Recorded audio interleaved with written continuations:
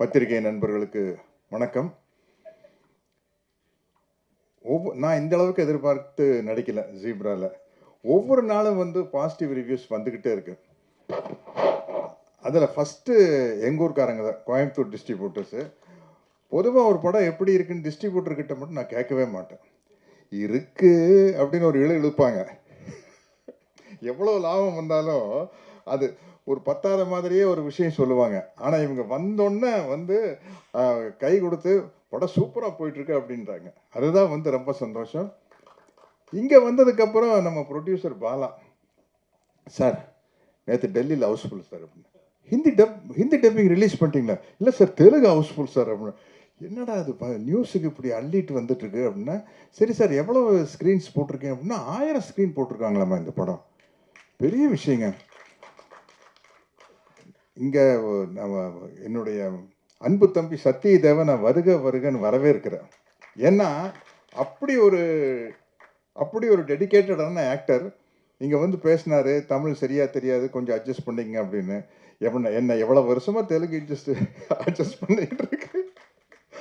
15 வருஷமாக 2008லேருந்து நடிச்சிட்டு இருக்கிற தெலுங்கில் போனோன்னே நீங்கள் பார்த்துருப்பீங்க அந்தரைக்கு நமஸ்காரம். அதோட கட் பண்ணால் அதுக்கப்புறம் வந்து இங்கிலீஷ் வேறு அறகுறை. இதை வச்சுட்டு எதையோ பேசி ஒவ்வொரு தடவையும் నెక్స్ట్ పిక్చర్లో యాక్ట్ చేసినప్పుడు నేను జరూరుగా కన్ఫర్మ్గా తెలుగులో మాట్లాడతాను. இப்படியே 15 வருஷமே சொல்லிட்டு பேசுறது இல்லை. அதில் என்னென்னா, நான் கொஞ்சம் ஒரு மெத்தனமான நடிகர். அதில் இன்னொரு என்ன கம்ஃபர்ட்டும்னா, இந்த ப்ராம்ப்டிங்கில் நடித்து பழகிட்டோம்னு வச்சுங்களேன், ஒரு மொழி ஈஸியாக கற்றுக்க மாட்டோம். நம்மளுக்கு ஒரு கான்ஃபிடென்ட் வந்துடும். ப்ராம்ப்டிங்கில் அடிச்சு விட்டுலாம்யா, அப்புறம் பார்த்துக்கலாம் அப்படிங்கிறது. யாரோ ஒருத்தர் டப்பிங் பேச போகிறாங்கள, அவங்க படத்துக்கு ஆச்சு அப்படின்ட்டு. ஆனால் முதல் தடவையாக வந்து ஈஸ்வரனை கம்பல் பண்ணி இந்த படத்துக்கு டப்பிங் பேச வச்சிட்டார். ஒரு படம் பேசியிருக்கிறேன், நானியோட சிஸ்டர் டைரக்ட் பண்ண ஆந்தாலஜி மீட் கியூட் அப்படின்னு ஒரு படம்.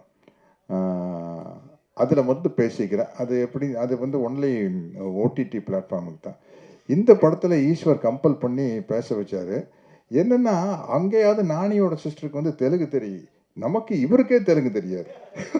எப்படி இவரை நம்பி நம்ம களத்தில் இறங்குறது? அப்புறம் கரெக்டாக பேசி கீசி சமாளிச்சுட்டு ஒரு தடவை கரெக்டாக இருக்கான்னு பேசி இப்போ அந்த நம்பிக்கை வந்தோன்னா இப்போ லைனாக எல்லா தெலுங்கு படத்துக்கு வந்து நான் தான் டப்பிங் பேசுகிறேன். Thank you Eswar sir. எனக்கு ஒரு நம்பிக்கை வந்துருச்சு. அந்த படத்தில் ஆக்சுவலாக அந்த மீட் கியூட்டுங்கிற படத்தில் எப்படி டப்பிங் பேசுனா, ப்ராம்ப்டிங்கில் நடிக்கிறது வேறு, ப்ராம்ப்டிங்கில் டப்பிங் பேச முடியுமா? நான் ப்ராம்ப்டிங்கில் பேசினேன், ஹெட்ஃபோனை மாட்டிட்டு அவங்க சொல்ல கேட்டு பேசிட்டேன். அதனால் சத்யதேவ், நீங்கள் ஒன்றும் கவலையே படாதீங்க. நீங்கள் அடுத்த படம் தமிழ் நீங்கள் தான் டப் பண்ணுறீங்க. நான் வந்து அந்த சவுண்ட் இன்ஜினியர்கிட்ட நான் உட்காந்துக்கிறேன். அது சும்மா ஈஸியான வேலை. அது நான் பாருங்கள், உங்களுக்கு வந்து கரெக்ட் பண்ணி விட்டுறேன், அவ்வளோதான். ஏன்னா நாங்கள் கரெக்டாக இப்போ முஞ்சியான ஒரு ஹிந்தி படம் நடித்தோம். இத்தனைக்கு ஃபுல் காமெடி கேரக்டர். அது நம்ம இங்கே வடிவேலு பண்ணுற மாதிரி ஒரு கேரக்டர். அது எப்படி என்ன அந்த கேரக்டரில் சூஸ் பண்ணான்னு தெரியல. அந்த படம் சூப்பர் டூப்பர் ஹிட். அங்கே அதுக்கு நான் தான் பேசியிருக்கிறேன் டப்பிங் ஹிந்தி. ஒன்றுமே தெரியாது ஹிந்தியில். என்கிட்ட கேட்பாங்க, ஹிந்தியில் ஏதாச்சும் தெரியுமா அப்படின்னா, என்ன நம்மளுக்கு ஒன்றுமே தெரியாது ஹிந்தியில். அந்த காலத்தில் யாதவ் கி பாரத்னு ஒரு படம் பார்த்தா அப்போ சூப்பர் ஹிட்டு. தர்மேந்திரா சார் வந்து அதில் சொல்லுவார், ட்ரெயின் மேலே ஜம்ப் பண்ணி வந்துட்டு பத்லாம் பாரு, அதுதாங்க எனக்கு தெரியும். பத்லானா பழி வாங்குறான்னு அர்த்தம். சிரின்னு சிரிப்பாங்க. ஷாருக் கான் வந்து, sir can you speak Hindi sir? I know Hindi sir. What அப்படின்னா பத்லானா பழி வாங்குறான்னு அர்த்தம். அது யாதவ் கி பாரத்னு ஒரு படம் இங்கே 1 வருஷம் ஓடிச்சு. அப்படி வந்த விஷயம். இந்த படத்தில் ஒர்க் பண்ண நாளை நமரே தமிழில் வாத்தியார் நடித்த படம். இந்த டீமே வந்து அப்படி ஒரு டீம். உண்மையிலேயே ஃபஸ்ட் டைம் ஒரு எடிட்டரை பற்றி ஒரு ரிவ்யூஸ்ல எல்லாம் எடிட்டர் பேர் போட்டு எடிட்டிங் சூப்பர்னு சொல்கிறது இந்த படத்தில் தான் நான் பார்க்குறேங்க. இன்னைக்கு வந்து அதே மாதிரி தமிழ் இண்டஸ்ட்ரியில் இன்னைக்கு வந்து ரொம்ப பிஸியான ஆள் யாருன்னு சொல்லுங்கள்?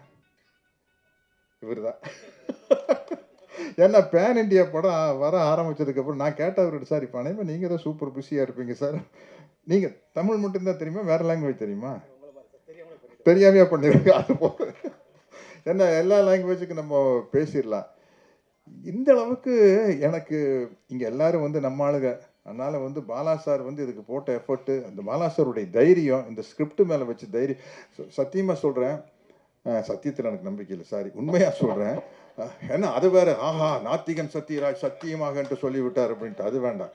உண்மையிலேயே பாலா சார் வந்து நீங்கள் ஒரு பெரிய எக்ஸாம்பிளாக வச்சுக்கோங்க ப்ரொடியூசர்ஸ் எல்லாம். ஏன்னா வந்து தயவுசெய்து ஒரு படம் பண்ணையில் ஸ்கிரிப்டை படிங்க படிங்க படிங்க படித்து பார்த்து இது பெரிய அலசி ஆராய்ஞ்சு அப்புறம் இறங்குங்க. தயவுசெய்து அறகுறையாக வந்து படம் எடுக்கிறேன்னு வந்துடாதீங்க. ஏதோ ஒரு படம் எடுக்கணுமேனு வந்துடாதீங்க. கொஞ்சம் அதில் ஏன்னா மற்றவங்க எல்லாம் காசை வாங்குறவங்க, நீங்கள் ஒரு ஆள் தான் காசை போடுறவங்க.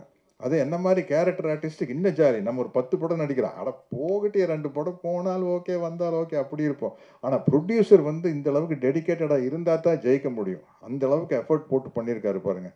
அப்புறம் நம்ம மறுபடியும் சொல்லணும், சத்யதேவ் பற்றி தான் சொல்கிறேன்.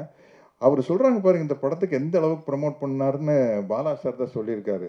நான் உண்மையிலேயே சொல்கிறேன், நீங்கள் நம்ப மாட்டீங்க. நான் தியேட்டரில் போய் படமே அமைதிப்படை படத்தை நான் இது வரைக்கும் தியேட்டரில் பார்த்தது இல்லைங்க. உண்மையிலேயே பார்த்ததில்ல. பார்த்துட்டு வந்து படம் சூப்பராக இருக்குன்னு சொல்லுவாங்க. அதை அவ்வளோதான். வால்டர் வெற்றிவேலை பார்த்ததில்ல. நான் நடித்த பெரிய பெரிய படம் நான் தியேட்டருக்கே போய் பார்க்கறதில்ல. ஏன்னா எனக்கு என்னமோ அதில் டென்ஷனே இருக்கிறதில்ல. நல்லா இருந்தால் ஓட போகுதுப்பா அப்படின்ட்டு. ஒரு தடவை மிஸ்டர் பாரத் ரெடி ஆகிட்டு, துளசி அண்ணன் தானே அதுக்கு PR. Mister Bharat mister Bharat படம் ரிலீஸ் ஆயிடுச்சு. நான் ஏவிஎம் கார்டன் தியேட்டரில் விடிஞ்சா கல்யாண படம் டப்பிங் தியேட்டர் பேசிகிட்டு இருக்கிறேன். திடீர்னு ரஜினி சார் வந்துட்டார். சார் சார் சார் வாங்க சார் அப்படின்னு. சார் சத்யராஜ் எப்படி படம் நீங்கள் தியேட்டரில் பார்த்தீங்களா மிஸ்டர் பாரத்? இப்படியா அப்படியா எப்படி எப்படி எப்படி எப்படி சார்? நான் ஒன்றும் விசாரிக்கல சார்.